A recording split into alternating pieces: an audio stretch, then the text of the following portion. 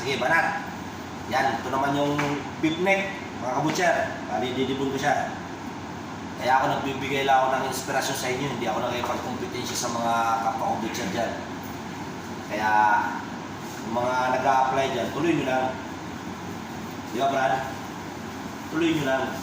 Yan, ganito lang kayo magdibon ng beef neck. Mga agency na binabanggit ko sa inyo, lalo lang ngayon hiring, unahan lang pala yan mga kabutcher. Unahan lang yan.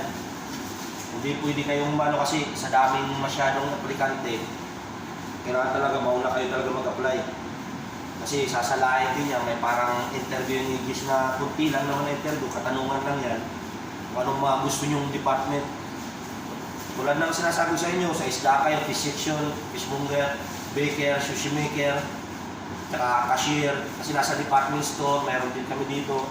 Kasi yung mga sales lady, lahat yun. Kumplito yung agency niya, mga butcher, kayo mga nag-a-apply talaga. Yan, tuloy nyo lang yan. Kasi pag once na makapasok kayo dyan, maghihintay na lang kayo ng employer. Pag makapasok na kayo, automatic yan.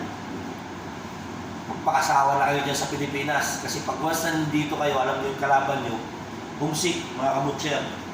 Kaya yun, mga excited kayo pumunta dito, pagdating nyo dito, homesick na yung kalaban nyo. Kaya pag naka-interview na kayo, tuloy-tuloy nyo na yan mga kabutcher. Kasi nga, may iwanan nyo ng Pilipinas, 2 years contract tayo dito, kaya hanggang dito na lang. Tuloy nyo lang pare, patay mo na. Okay?